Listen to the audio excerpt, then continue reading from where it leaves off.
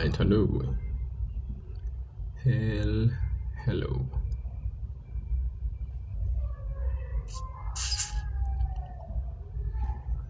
Can you do factorize grade 10?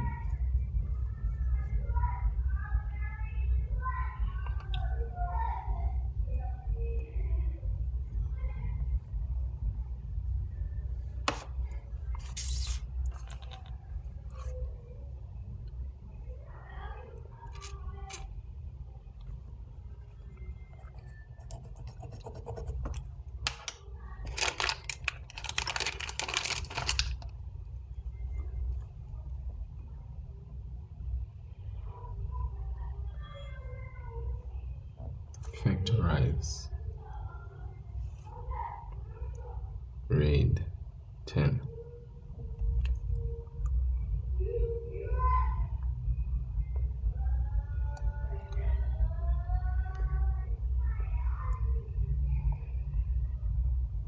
Do you have a question that you'd like me to do for factorization?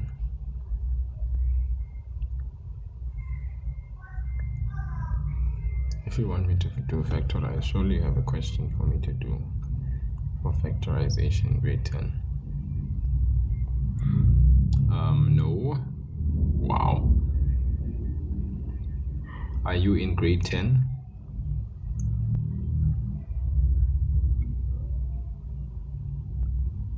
Secret Life Nana.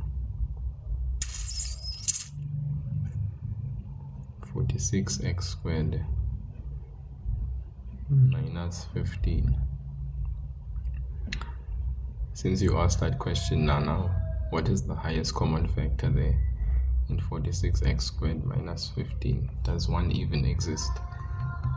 And is your expression factorizable?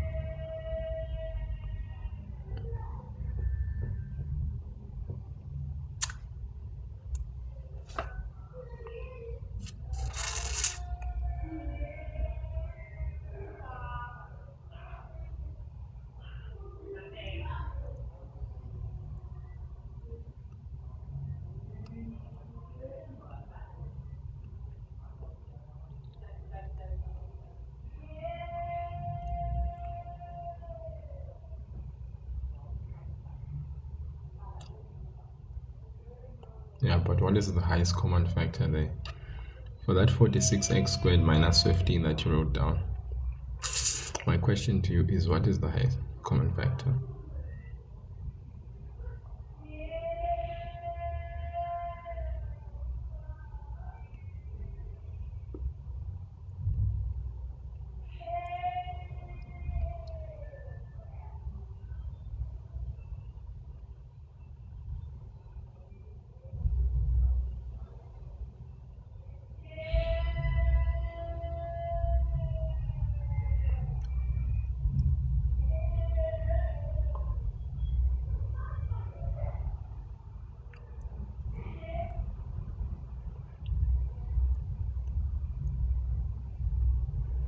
(64x minus 1) realism word.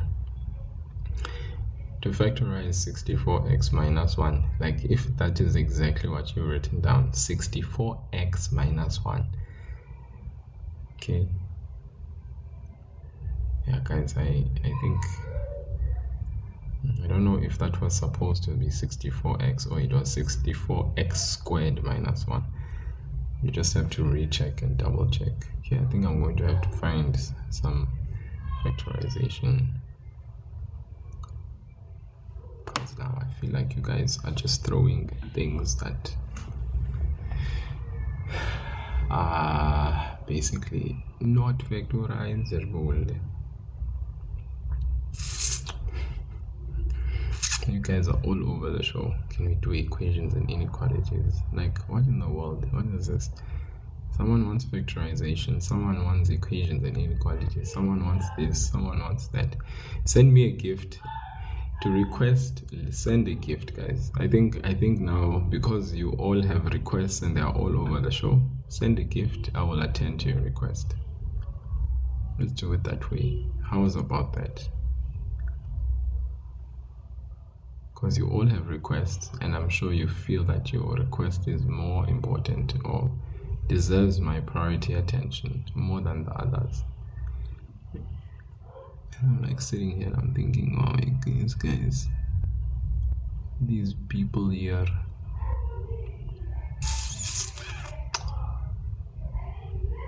and these people,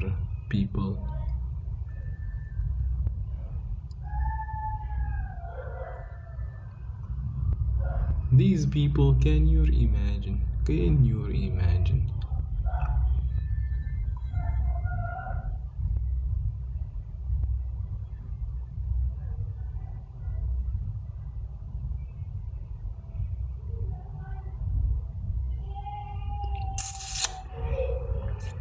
Hello, hello. Hello, hello.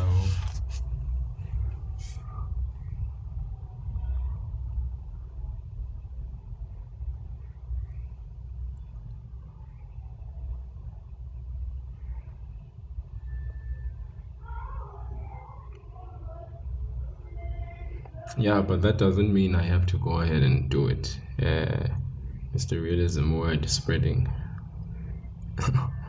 You're saying I already wrote. Yeah. Anything that is done can be changed. It doesn't have to stay. Yeah.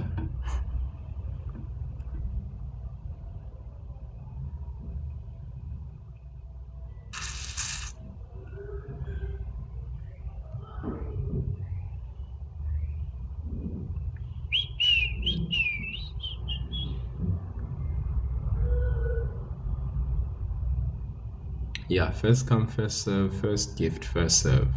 I think that's a very good way of looking at it. First gift, first serve. As you have come. First gift, first serve. Definitely first gift, first serve.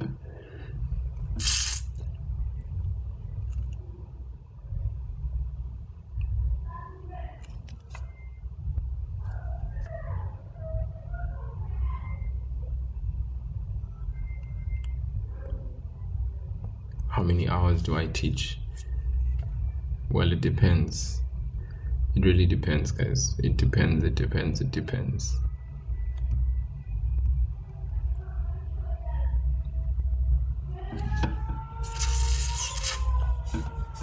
Yeah, and I must say, I think I don't really like sometimes the spirit of entitlement that floods the comment section.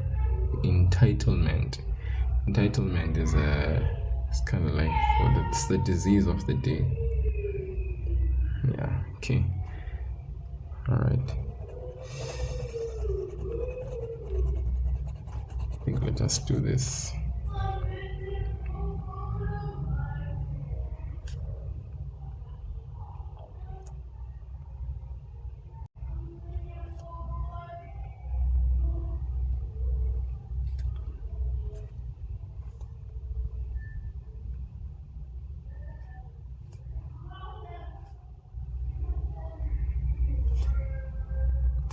Thank you, C. All right, first gift of the show. All right, C, I think I definitely will give you priority. So you said to me you wanted equations and inequalities. Is that correct? So you are still dead set on equations and inequalities. Is there anything specific that you'd like? No. C is getting priority, guys. C prime, candy ice. The ice of candy has gifted. Definitely coming through to prioritize you. You could even speak to me. I'm trying to invite you right now. Well, I've extended the invite to you. Let's come up, let's chat. Come up, let's chat. Let's chat. Let's get the live going. I've extended a guest invite to you, but it seems like you don't have the enviro to speak. You can't take the guest request, is it? Is that so? So that we can come up here and do equations and inequalities and get that rolling. So I haven't started because we don't have a maths G. That's why I want to start now. Oh, okay. So you want to do equations and inequalities from the get-go, from the start.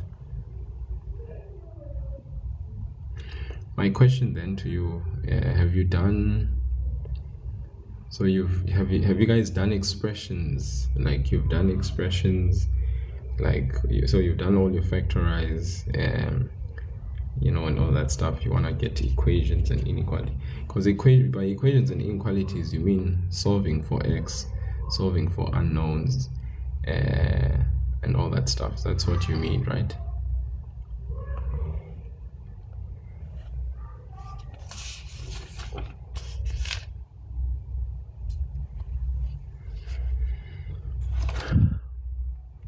Okay.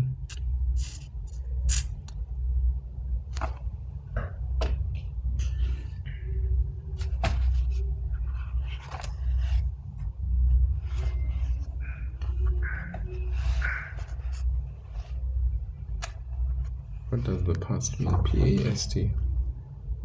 Am I missing this? Am I missing this? What are you saying? The past?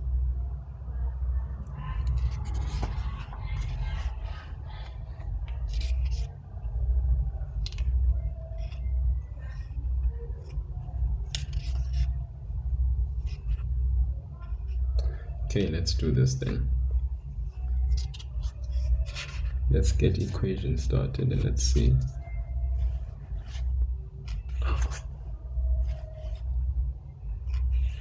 Let's see.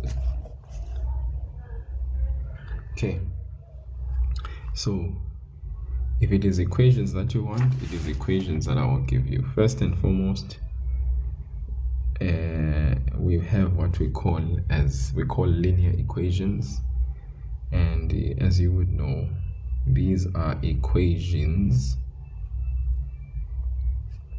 of the first degree. Okay, yeah, so these are equations of the first degree. All right, so let's look at some of the questions that we can get. You, I'm sure, have been exposed to here's an equation here. All right, 2x into 3x minus 4 is equal to 6x squared minus 2x plus 42, and the question says solve for x. Okay, so last year in grade 9 already, gift, what's your name again? Who's this person here? Let's see, who are you? Is it C prime? Candy ice. Ice candy. All right, so if we solve for x here, all right, you look at the left, you look at the right. On the left you have one term, all right, consisting of 2x and a bracket with two terms inside the bracket. On the right you have three terms consisting of different degrees in each term. This is degree 2, x is of the degree 1, and this is a constant term. So here on the left, if we are going to solve for x, we need to first do what? Distribute. Okay, because this is a monomial by a binomial. So we're going to distribute 2x into 3x and 2x into negative 4. And when we do so, we know that when we apply the distributive law, we multiply the sign s, we multiply the number n, we multiply the letter l. So a positive times a positive, okay, positive times a positive will give us a positive. 2 times 3, the number, gives us 6. X times x, the letter. When you're multiplying same bases, you keep the base, you add the exponents. Here we have a 1 and a 1, so therefore the answer will be 6x squared. Then you take 2x, you multiply with negative 4. Once again, you consider the sign, positive times a negative, that is a negative. The number 2 times 4, that is 8. Then the letter x next door. Okay. Then the equal sign, we write the equal sign. Then we write 6x squared minus the 2x, obviously, plus 42. Now that we have on the left distributed the 2x into 3x and the 2x into negative 4, now on the left we have 2 terms, on the right we have 3 terms. Now what we are going to do is we are going to transpose so as to group the like terms. 6x squared, when we transpose a term from the right to the left, what happens to the term and its sign? So the term moves to the left, but then this positive 6x squared will now become negative 6x squared due to the transposition of the term. Very good. See, negative 8x, we transpose the negative 2x. This term, when it moves to the left, changes from negative to a positive. Positive 42, this term is negative. This term is positive. For now, we will keep the 42 on the right until we are sure what kind of equation this is. 6x squared minus 6x squared gives you 0. Okay. Negative 8x plus 2x gives us a negative 6x. When we are adding like terms, we keep the variable. We add the coefficients. Negative 8 plus 2 gives you negative 6. The x stays the same. That is equal to 42. All right. So this is a linear type of equation. All right. This is a linear type of equation whereby the variable x has an equation of first degree. Exponent 1 means first degree. We then do what? We are now going to divide both sides by the coefficient of x, which is negative 6. What we do on the left, we do on the right. A negative divided by negative is positive. 6 divided by 6 is 1. So we are left with x. And then 42 divided by negative 6, a positive divided by negative is a negative. 42 divided by 6 is 7. So our answer, yes, is x is equal to negative 7. All right. So yes, that concludes that equation. All right. So this is an equation of first degree, where if you look on the left and the right, we could see clearly what needs to be done. On the left, we needed to distribute the 2x to the negative 4, 2x to the 3x to the 2x to the negative 4. Then we saw that there were 3 terms. After distributing, we transposed the terms that were like terms, and then we were able to add and subtract the like terms. We eventually got negative 6x on the left, 42 isolated on the right, then divided both sides by the coefficient of x, which is negative 6, which led us to x is equal to negative 7. We know that in an equation, what we do on the left, we do on the right. Hence, we got this final answer. Okay. Right.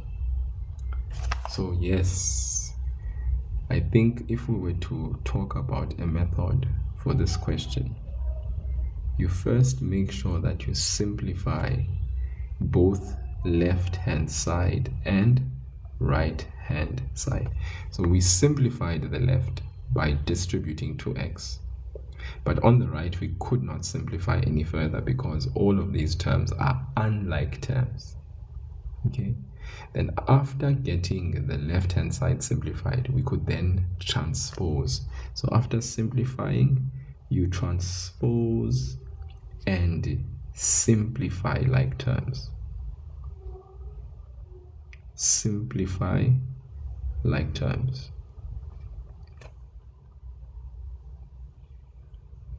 Method mathematics tutorials, even though I appreciate what you are doing, but please have the decency to ask when you do such things, especially in a person's life. Really, I appreciate you promoting yourself. I don't have a problem with that, but you should at least have that decency if you really, but yeah, it's just that some people here on this platform, you are not, it's like we lack just common human decency. It's being a person, you need to have that. Will go far in life when you do that, but if you don't, then my brother, you even lose respect from me, to be honest. So like I said, guys, we first simplify the left hand side and the right hand side, which we did here. Here we applied the distributive law. Here we could see that there were no like terms, or neither any simplification that could further be done. Then what did we do? We transposed and simplified like terms. That's 2. And then 3, we go ahead, we make sure if the equation is a linear equation. Remember, with a linear equation where the highest variable x is of the first degree, we want to get the x isolated on its own on one side. So that's why, for instance, we kept the x on the left. We didn't transpose the 42. We kept the x on the left, kept the 42 on the right. Then we could divide by the coefficient and solve for x. So you get x isolated and solve. Okay, remember, when the coefficient is a common factor, you can divide by what is basically the coefficient of the x value, whatever it is. What you do on the left, you do on the right, and then you solve, you get your solution. Okay, let's move on and get to other types of questions. Let's look at this type of question. What about 4 plus 3x? Let's get things up there a bit. Is equal to x minus 3 over 4x squared plus 1 minus 5x plus 2 over 12x squared. Now we have something that's a little bit more meaty. This is an equation, right, with 1, 2, 3, 4 terms that we can see that are basically like there. This is the left hand side, the right hand side. Now, when we have an equation, because this is an equation, we are being asked to solve for x. It's an equation, there's fractions. In grade 9, you guys did these types of equations. In grade 10, we continue with them, and obviously more complex types questions actually are there as well. Look at C. Ice girl. Girl of ice. Step number 1, you're already ahead of the game, right? So what I would say is, 1, look at the denominator. If you have fraction questions, take some time and look at the denominator. Take some time and look at the denominator. Look at it. If you can factorize, do it. Okay, if you can factorize, do it. And then after factorizing, identify the LCD. Let's start there. Identify the LCD and then write down the restriction. Write down the restriction. I'm going to explain all of this. So let's look at the denominator. We have 3x, we have 4x squared, we've got 12x squared. We have a 1 here, all right? But what I'm going to do is I'm actually going to write the 1 and write 1 over 1, so that it's clear to me that this 1 is in the numerator, but when we want to write 1 as a full fraction, we can just write it being over 1, okay? Now, look at the denominator. If you can factorize, do it. Now, with 3x, 4x squared, and 12x squared, there's no need of factorization. So we go straight to writing down the LCD. Now, LCD, when you write down the LCD, it is simply the product between the lowest common multiple number times the lowest common multiple letter, and in some instances, the lowest common multiple bracket. So let's start here. What is the lowest common multiple number between 3, 4, and 12 and 1? What is the lowest common multiple number between 3, 4, 1, and 12? The LCM, lowest common multiple number between 3, 4, 1, and 12. Yes, look at Miss Ice there going ahead like a sport. Candy ice. Too much candy for one ice, if you ask me. Lowest common multiple number between these numbers 12, 1, 4, and 3 is 12. How did Candy get the lowest common multiple number between these three numbers? Think of 4, 3, 1, and 12, and think about the multiples of 4, 8, 12, the multiples of 3, 6, 9, 12, the multiples of 1, 2, 3, you can count all the way to 12 eventually, and the multiples of 12, 24. Now, what is the lowest number, guys? What is the lowest number that is common for all three of these numbers? You can see that the lowest number, the first number that is common, which is a multiple of all four of these numbers, is 12. Failing which, if you don't identify the LCM using this method, there's the method of the writing the product of prime numbers and finding the LCM in that way. You could always go about things in that way. But hopefully we know off by heart what the lowest common multiple is between 3, 4, and 1 and 12. So it's 12, guys, the number. Let's move on now. We're then going to multiply. Let's look at the letter. Okay, the letter of the alphabet, the variable. What is the lowest common multiple letter between x squared? We don't see an x term here, which is fine, and x squared. So we are looking at the lowest common multiple letter between x squared, x, and x squared, and x squared. What is the lowest common multiple letter? Now, how do I identify that? The lowest common multiple letter is that common letter with the highest exponent. We write every letter that we can see. Now for x squared, and x squared, those letters are the same. But now, amongst the letters that are the same, we are going to choose that letter that possesses, amongst the letters that are the same, the highest exponent. And we write that once. So that means x squared is that letter. So we're going to multiply 12 with x squared. There's no bracket, so therefore that means our LCD is 12x squared. It's as simple as that. 12x squared.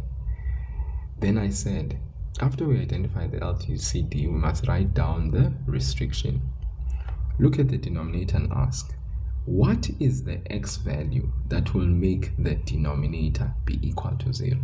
What value will make the denominator, what value of x will make the denominator be 0 here? If x is what? Okay. If x is 0 here, guys, it will be 3 times 0. There will be a 0 denominator here. If x is 0 here, 4 times 0 will also be 0 denominator. 12 times 0. If x is 0 here, the denominator will be 0. So what we say then is that the restriction is that x cannot be 0. We can't afford to have x being 0 as one of our solutions for x, because if it is, then it will make the denominator 0. any denominator that is 0 means that the equation is undefined. 0 denominator means the equation is undefined. So that's why we say x cannot be 0. So after we write our LCD, we write down our restriction. Okay, that's what we mean. Then number 2, you multiply each fraction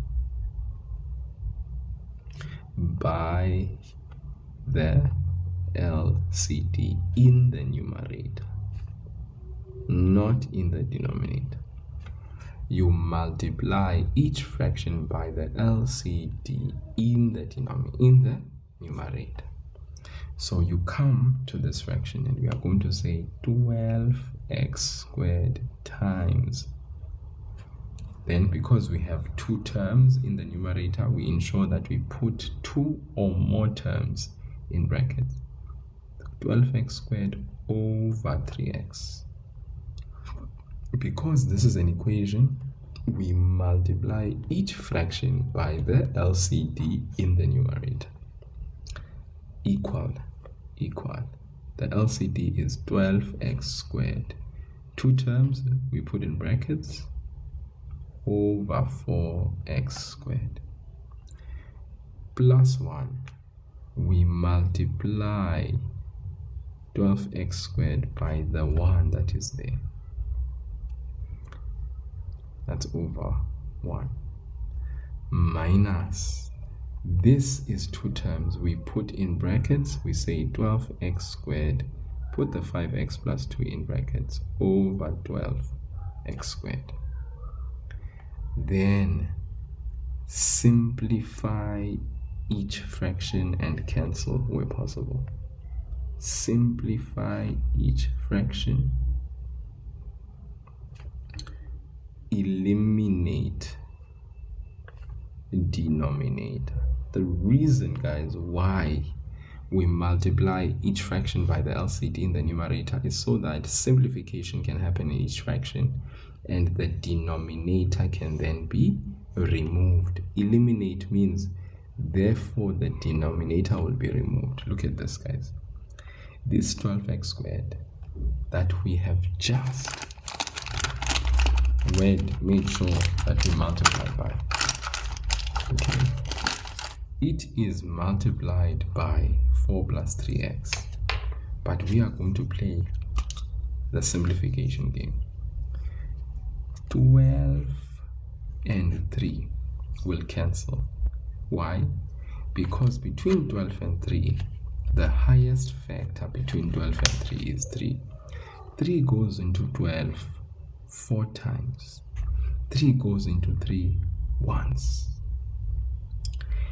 X squared and x will also cancel each other.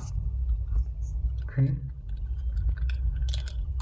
X and x will cancel each other. And the reason why they will cancel each other is because this x has 2 of the x's. This x has 1. Alright? So we can cancel this x and this x. But then when we cancel once. At the bottom, we are left with 1. Not 1x, but we are left with the number 1.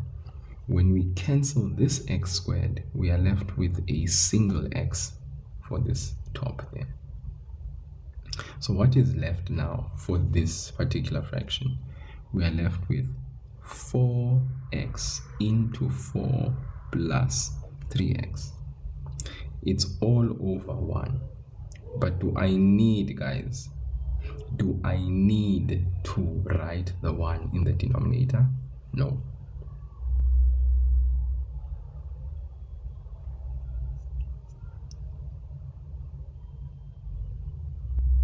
Okay.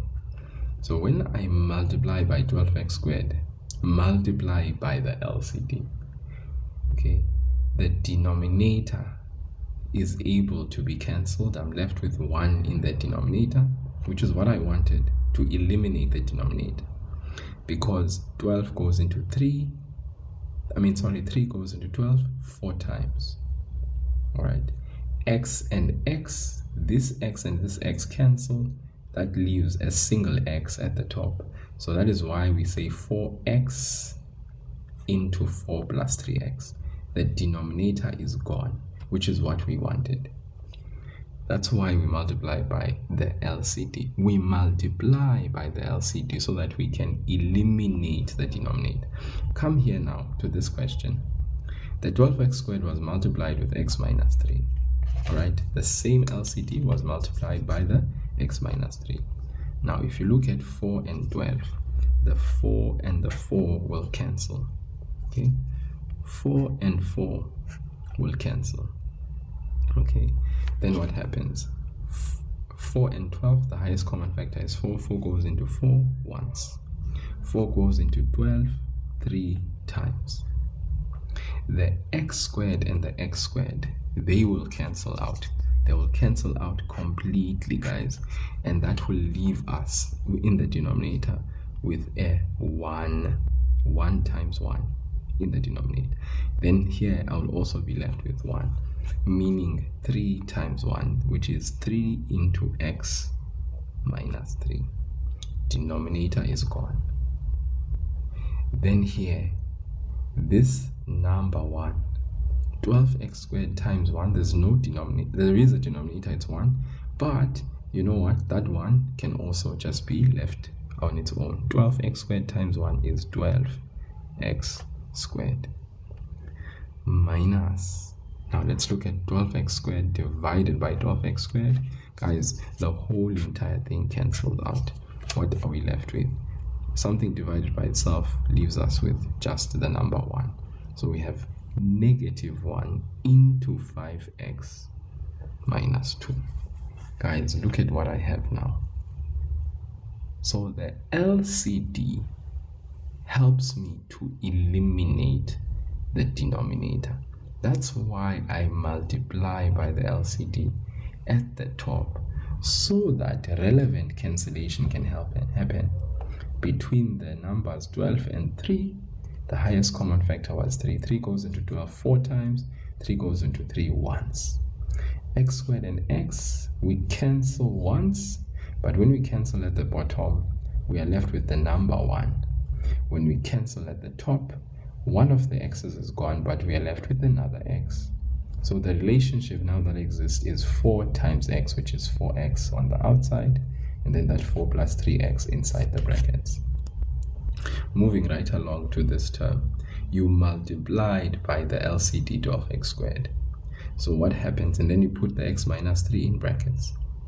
12 and 4, 4 goes into 4 once, and 4 goes into 12 3 times. The x squared and the x squared cancel each other out completely. We are left with the number 1 and 1. So at the top now we have 3 times 1, which is 3, and then the brackets x minus 3. In the denominator, gone, because we are left with just the number 1. We move on to the 1. We had also multiplied it by the LCD.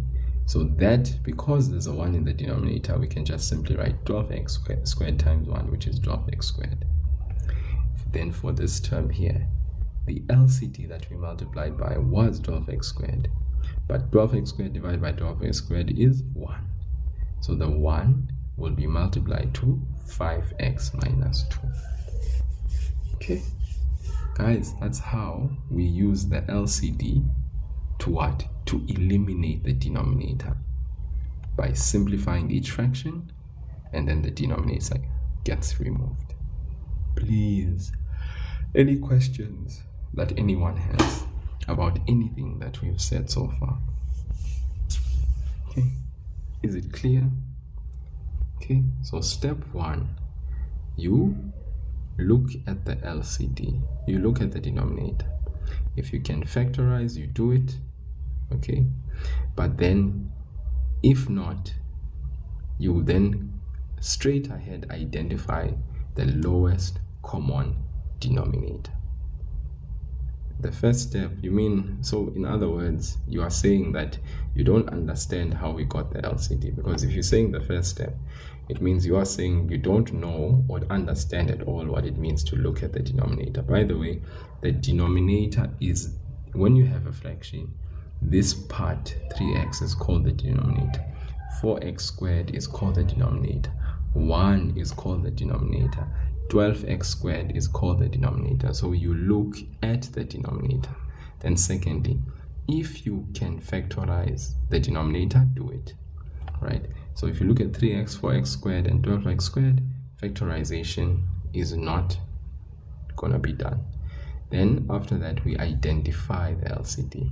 How do I identify the LCD?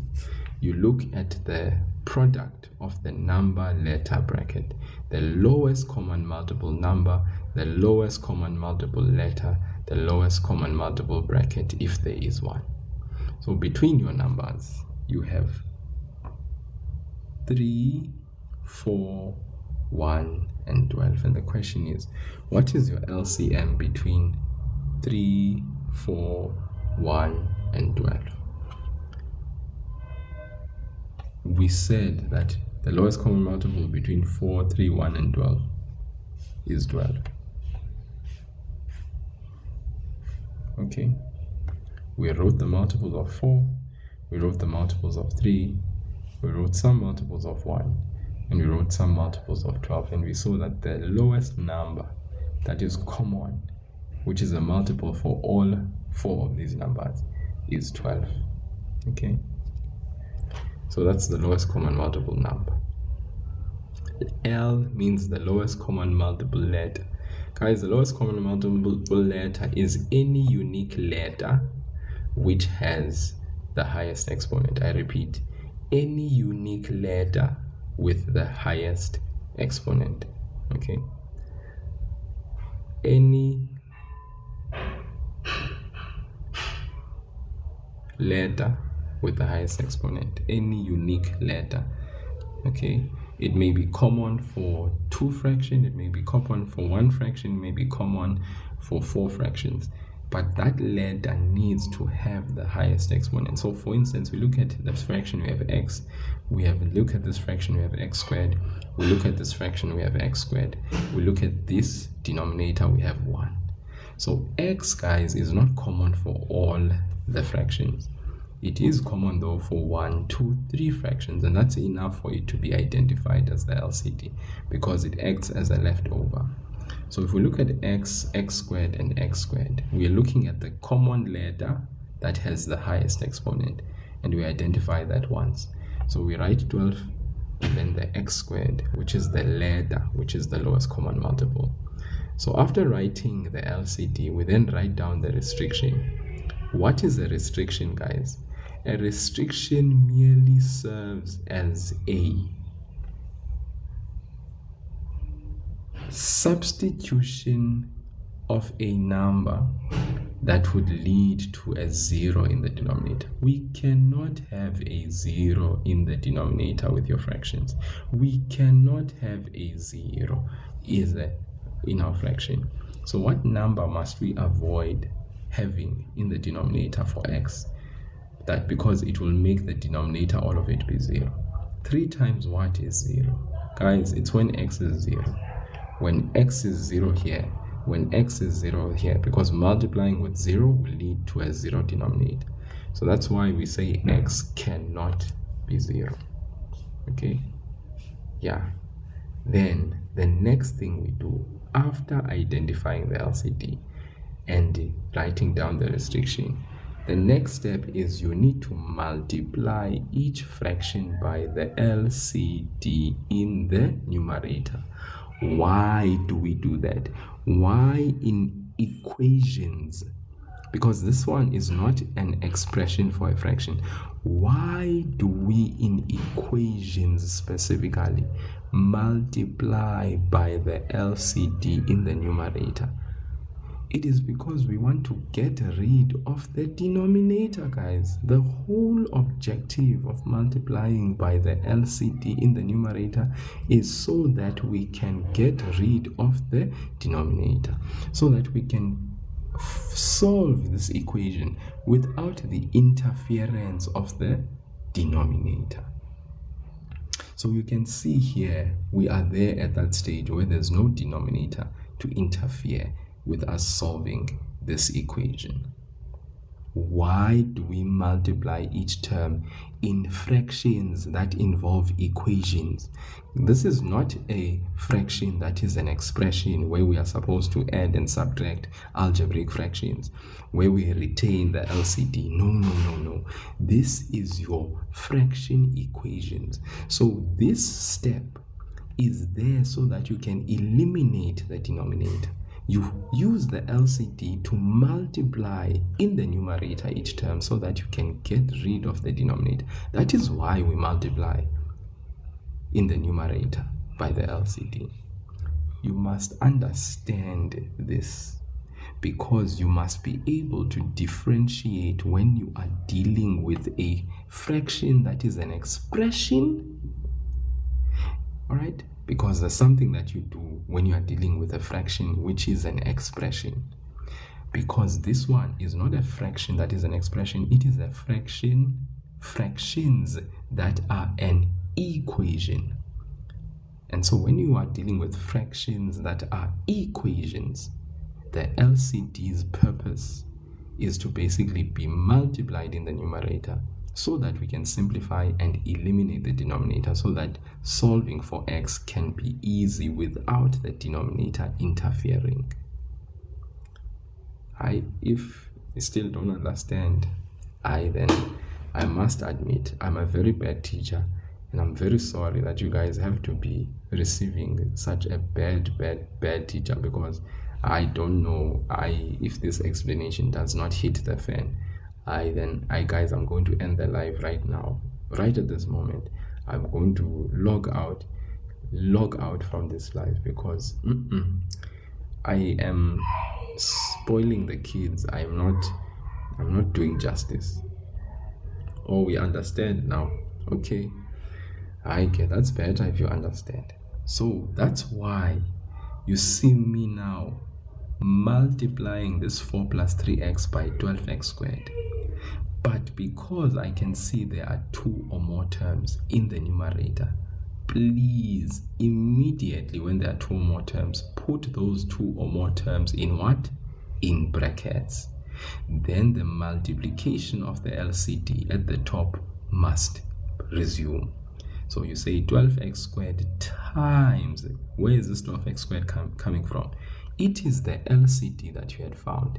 You are now multiplying by it in the numerator. When you do so, what happens with what is in the denominator?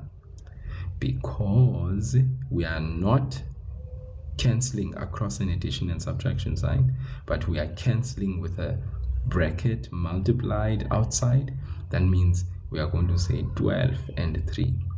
Thank you so much for the send pop. I really appreciate it. 3 and 12. 3 and 12, the highest common factor between 3 and 12 is 3. So we cancel 12 and 3, and we say 3 goes into 3 how many times? Once. 3 goes into 12 how many times? 4 times. Then the x and the x squared, you cancel once, the x is gone here. All right, but then the x squared here only leaves behind a single x. So what do we now have in the numerator? 4 times x is 4x, just outside this bracket, over 1 times 1. 1 in the denominator is not significant. We don't need to write it. We now have 4x into 4 plus 3x left behind from this fraction. We've successfully eliminated this variable and coefficient denominator, leaving 1 in the denominator, which is not significant. Mission accomplished. We move on to this fraction.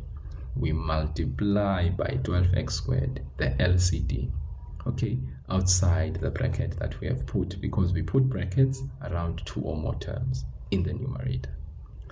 Then 4 and 12. What is the highest common factor between 4 and 12? It is 4. So 4 goes into 4 how many times? Once. 4 goes into 12 how many times? 3 times. Then the x squared and the x squared, they totally cancel each other. We have no x squared and x squared at the top and at the bottom. But as something divided by itself leaves 1 and 1 as the number. So 3 times 1 at the top is 3, before the bracket, and then here at the bottom we are left with 1 times 1. Once again, the denominator has been eliminated. We are left with 1 in the denominator. It's not significant. We move on. 12x squared, we need to also multiply by the 1 that we have there. All we have to do is just say 12x squared times 1, because the denominator already has 1. It's not significant. We have the term 12x squared. You again, last and final, multiply these two terms by what? By 12x squared. You see what I did there? I had plus in the original question and I had put in minus, so I just fixed it here because I just noticed my mistake. So we asked, what's 12 divided by 12? It is 1. What is x squared divided by x squared? It is 1. So it's 1 there. In the denominator, we're left with 1 again, but this eliminates the denominator. So now we have a beautiful equation that we can work on solving. Do you see? Yeah. Alright guys, I hope we are clear now. Right. We multiply each term by the LCD in the numerator y to eliminate the denominator and get to an equation without a denominator. There it is. Now we need to apply. Look at the terms on the left. We have a bracket, we have 4x. We distribute 4x. We look at this right hand side. We have 3 into x minus 3, that's 1 term, plus 12x squared, that's 2 term, minus 1 into 5x minus 2, that's a third term.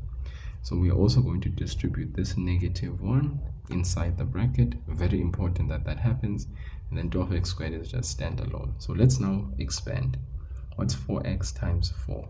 I'm going to allow you guys to tell me in the comment section what the answers are. What's 4x times 4? And then what's 4x times 3x? Let's see who can give me the expression in the left hand side.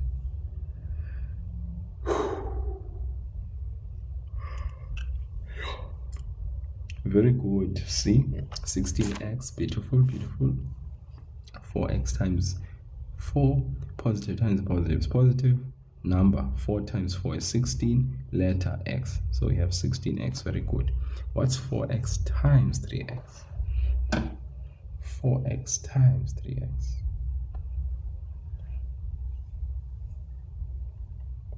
Plus 12x, be very careful, see, be very careful.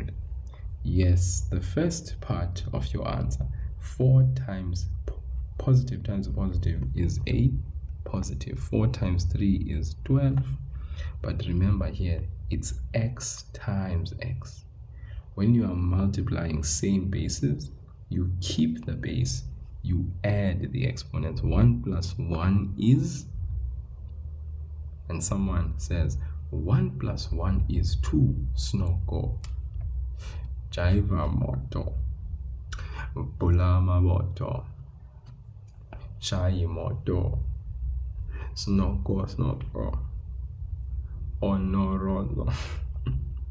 Yeah, so 1 plus 1 is 2. Let's not forget that. We've been singing that the whole festive season. So please, please, please, please, you can't be messing it up in the maths. But in the festive season, you were grooving to it. And people are doing all sorts of DCs on it. Come on, guys.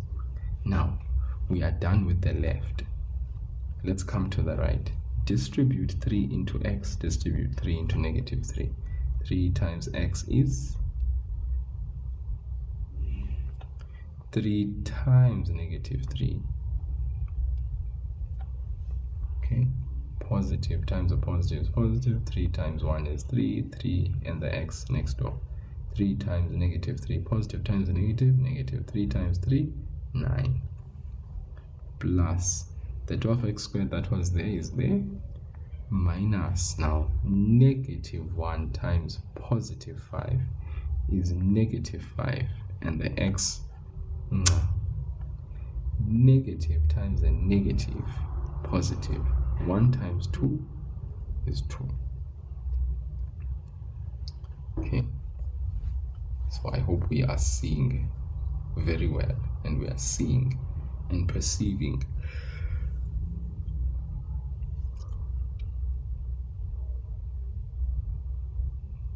Now we are going to transpose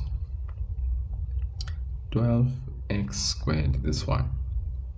Take this 12x squared minus another 12x squared. 16x, which is positive. Take the negative 5x, transpose it, it's plus 5x,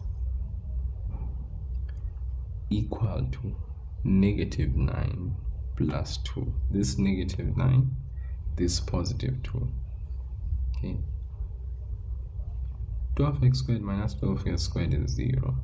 16x plus 5x. You keep the variable. What do you do to the coefficient? 16 plus 5 is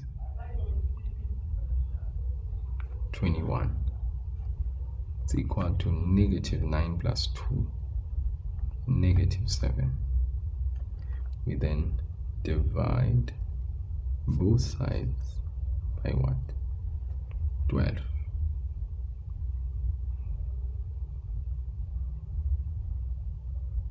Oh, thank you so much for that. I love it.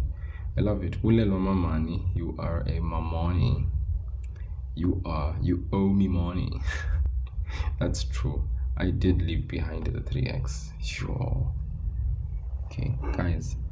Now, I would have likely gone back and checked if what I did was actually legit, but thank you, Mamoni. Thank you, Mamoni. 12x squared minus 12x squared, that's fine. 16x, we took the negative 5x, we transposed it. The 3x we were supposed to also transpose and get negative 3x. So my bad, my mistake, my fault. Okay. Then we have an equal sign here. So 3x. Okay, and I would really actually suggest that whenever you make errors such as this, guys, please make it a point that you actually make it a point that you sketch out properly, neatly. Then you can rewrite from the step somewhere else. So the 12x squared that you had, thank you so much, Mamani helped me out there. If you were not here, most probably you would have missed that one. 12x squared, take the 12x squared this side, take it over, it's negative 12x squared, right? Yeah. 16x plus 16x minus 3x, let's take that over, negative minus 3x. Take the 3x over, becomes negative 3x. Minus 5x on the right, we want to transpose it to the left, it becomes plus 5x. Okay, I think all terms of x squared and x are accounted for. The x squared terms, there were 2 of them. We did transpose that one, it became negative 12x squared. 16x was positive. 5x transposed becomes positive. 3x transpose becomes negative 3x. Then look at the constant terms. We have 2 minus 9. Okay, I think now we can proceed. 12x squared minus 12x squared is 0. Guys, something minus by itself is 0, okay? 16x minus 3 is 13, and then 13 plus 5 is 18. 18x. This side, what is 2 minus 9? Negative 7. Okay.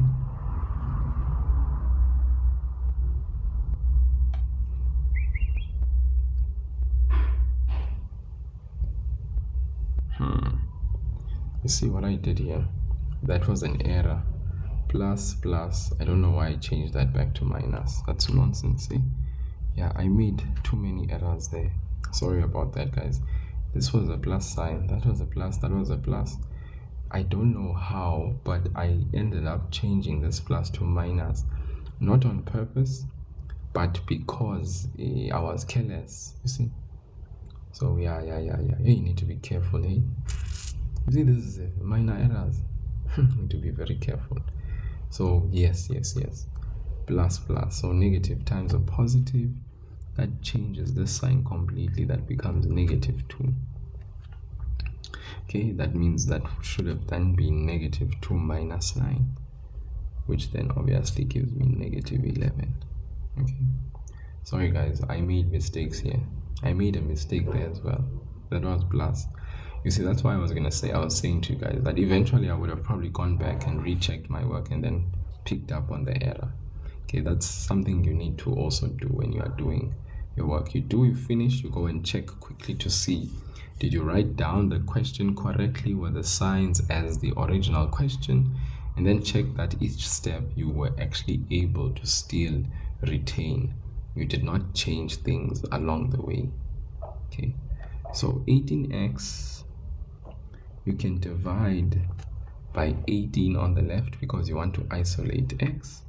But remember, what you do on the left, you do on the right. So that means x is equal to -11 over 18. Okay, the cute problem as you see it. Then what you do is you compare this answer with the restriction.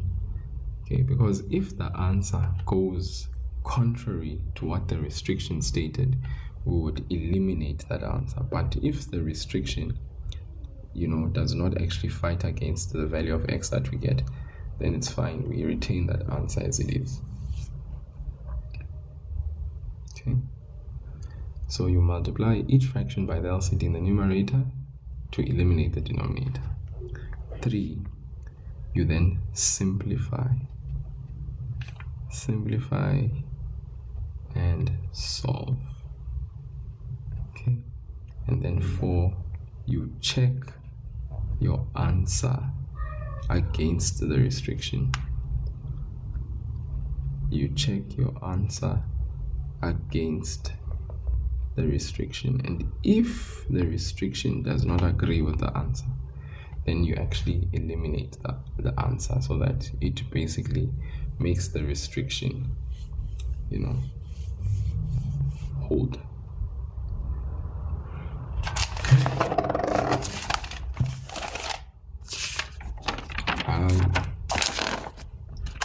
I think that was a nice question. Okay, nice question. So I hope the lady of the moment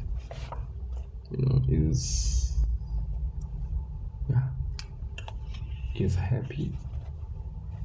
It's coming together nicely. Okay, solving equations here. That's what we are doing. X squared minus 3x is equal to 4. Now, all the questions we had just done led to linear equations. The first degree of the expression being 1 in the previous question, the highest degree exponent being 1. Now let's look at this one. This question says solve for x. So now we are moving away from linear. We are entering into the world of quadratic equations. What are quadratic equations? These are the equations where we have x, the highest exponent being 2.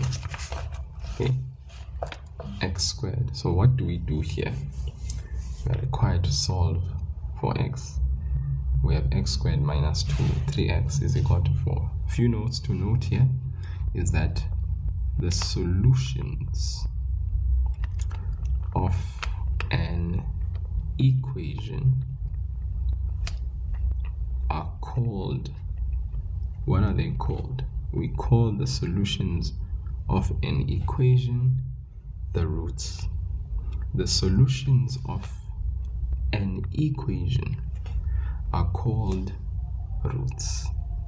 So if you have an x squared quadratic equation, what can you expect? You expect for the solution to be 2 roots, because x squared suggests that there are 2 solutions that we should get at the end.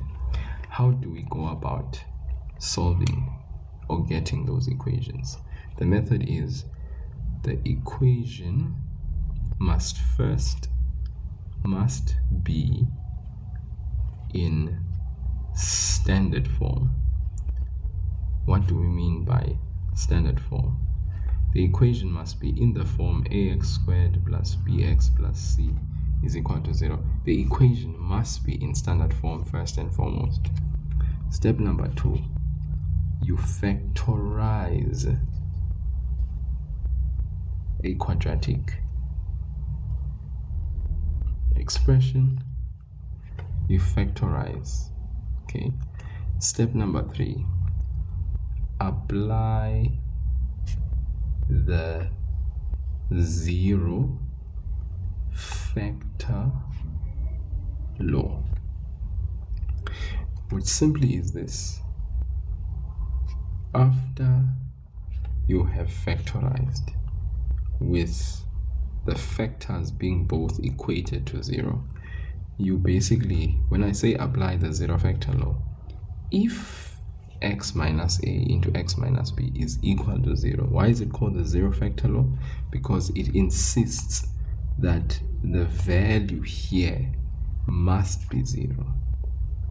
So that means this law only applies if the other side is 0. So what you then do, if x minus a into x minus b is equal to 0, you can say x minus a is equal to 0 or x minus b is equal to 0.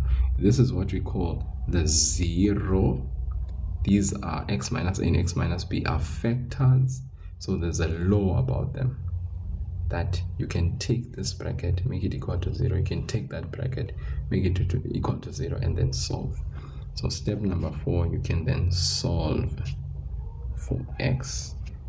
Write down the roots. Okay. So this is the step-by-step process to solving your equations that are quadratic in nature, meaning the highest exponent for a variable is x squared. All right. So let us come here now and follow this procedure step by step. So step number 1, if you have an x squared equation, it means the first step you need to apply is that the equation must be in standard form. What does standard form mean? Ax squared plus bx plus c on the other side equal to 0. If you look at this equation, is it in standard form yet? Is the equation in that form ax squared plus bx plus c is equal to 0? Is it like that yet? Or do we still need to actually work on it being in standard form?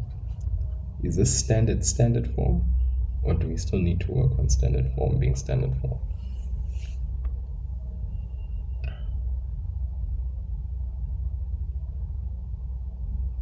Alright, so it's not in standard form. So what do we do? X squared minus 3x, take the 4 over, minus 4 is equal to what? 0. Okay, then from there, what do we do? After we have the equation being in standard form, step number 2, factorize the quadratic. So x squared minus 3x minus 4. Thank God we have done factorization, because of having done factorization, it is not going to be too much of a hassle for us to go ahead and factorize x squared minus 3x minus 4. We see that this is a trinomial. It's a quadratic trinomial even. So this negative sign, what does it imply? It means that we are going to have different signs inside the bracket. Different signs inside the bracket. But the highest factor of 4 is going to have a negative sign. The highest factor of 4 is going to have the sign that is negative. So let us say negative, positive. The highest factor of 4 is going to have the sign of the middle term. The highest factor is 4, 4, 1. Then we say x. This is the factorization of x squared minus 3x minus 4 is equal to 0. Factor stage. Sorry, my bad. I'm thinking of something else now. After getting to the factor stage, after factorizing, we can apply the zero factor law, which means what? If the brackets, the product of factors is equal to 0, we can take this one, make it equal to 0, take that one, make it equal to 0. So let's do that here. X minus 4 into x plus 1 is equal to 0. We can apply the zero factor law. X minus 4 is equal to 0, or x plus 1 is equal to 0. Now our roots. Solve for x. Write down our roots. X minus 4 is equal to, take the negative 4 over, becomes positive 4. X plus 1. Take the positive 1 over, becomes negative 1. That is basically how we treat that specific problem. So hopefully we can see the method. Equation must be in standard form. We factorize the quadratic. Step number 3, you apply the zero factor law. Product of factors equated to 0. We know that x is equal to positive a, if that was the case, and x is equal to positive b. So we then write down the roots, and then that's that. Okay, this is the example that we did. That is basically something that you need to always remember when you are dealing with quadratic inequalities. Not quadratic inequalities, quadratic equations. Okay, these guys are mixing up grade 11 and 10, but sorry, it's just the wording that's playing.